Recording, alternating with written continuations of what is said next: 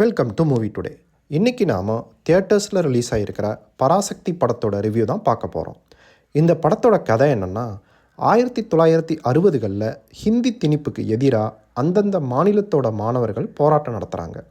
இன்னொரு பக்கம் ஹீரோ சிவகார்த்திகேயன் ரயில்வேல வேலை பார்த்துக்கிட்டு ஒரு அமைதியான வாழ்க்கையை வாழ்ந்துட்டு வராரு. இப்படி போயிட்டுருக்கிற அவரோட வாழ்க்கையில் ஒரு அசம்பாவிதம் நடக்க அவரும் இந்த போராட்டத்தில் களமிறங்குறாரு. இதுக்கப்புறம் ஹீரோ எப்படி இந்த போராட்டத்தை கொண்டு போனார், நம்ம முன்னோர்கள் எப்படியெல்லாம் இந்த போராட்டத்தில் கஷ்டப்பட்டாங்க என்பதை உண்மைக்கு நெருக்கமாக சொல்லியிருப்பது தான் கதை. இப்போ வாங்க பாசிட்டிவ்ஸ் என்னென்ன, நெகட்டிவ்ஸ் என்னென்னு பார்ப்போம். பாசிட்டிவ்ஸ் என்னென்னா, சுதா கொங்காரா இதுக்கு முன்னாடி எடுத்த எல்லா படத்துலையுமே ஒரு உண்மைக்கு நெருக்கமாக காட்சிகளை வச்சு நம்மளை ஹோல்ட் பண்ணி பார்க்க வச்சுருப்பாங்க. அதே மாதிரி இந்த படத்துலையுமே அவ்வளோ உண்மைக்கு நெருக்கமாக காட்சிகளை வச்சு நம்மளை ஹோல்ட் பண்ணி பார்க்க வைக்கிறாங்க. சிவகார்த்திகேயன் அவரோட பர்ஃபார்மன்ஸை படத்துக்கு படம் ஒரு இம்ப்ரூவ்மெண்ட் காட்டிக்கிட்டே வராரு. இந்த படத்துலேயுமே அவரோட பர்ஃபார்மன்ஸ் படம் ஸ்டார்டிங்லேருந்து எண்டு வரைக்கும் ரொம்பவே சூப்பராக இருந்தது. அதர்வாவோட பர்ஃபார்மன்ஸும் நல்லா இருந்தது. வில்லனாக வர ரவி மோகனோட பர்ஃபார்மன்ஸும் நல்லா இருந்தது. நிறைய இடத்துல நமக்கே அவர் மேலே ஒரு வெறுப்பு வர மாதிரி சும்மா தரமாக ஆக்ட் பண்ணியிருந்தார்.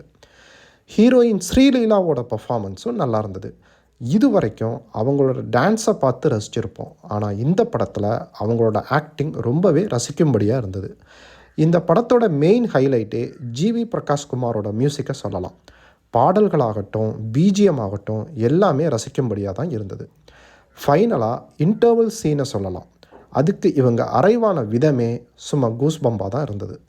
இப்போ வாங்க நெகட்டிவ்ஸ் என்னென்னு பார்ப்போம். 1960 காலகட்டத்தில் நடக்கிற கதைங்கிறதால அதுக்கு இவங்க பண்ண செட் ஒர்க் நிறைய இடத்துல அது செட் ஒர்க்குன்னு தெரியாத மாதிரி பார்க்க நல்லா தான் இருந்தது. பட் சில இடத்துல அது செட்டுன்னு நமக்கு நல்லாவே ஃபீல் ஆகுது. அந்த சீன்லாம் பார்க்குறதுக்கு நல்லா இல்லை. படம் ஃபஸ்ட் ஹாஃப்லேயும் சரி, செகண்ட் ஹாஃப்லேயும் சரி கொஞ்சம் லேகாக போகிற மாதிரி தான் ஃபீல் இருக்குது. ஸோ மொத்தத்தில் இந்த படம் எப்படி இருந்துச்சுன்னா, தியேட்டருக்கு போய் பார்க்க ஒரு ஓத்தான படமாக தான் இருந்துச்சு. இந்த படத்துக்கு நான் கொடுக்குற ரேட்டிங் 5க்கு 4 கொடுப்பேன். இதில் அடல்ட் கண்டென்ட்லாம் இல்லை. ஸோ ஃபேமிலியோடைய பார்க்கலாம். தேங்க்ஸ் ஃபார் வாட்சிங். நெக்ஸ்ட்டு ஒரு மூவி ரிவ்யூவில் பார்ப்போம்.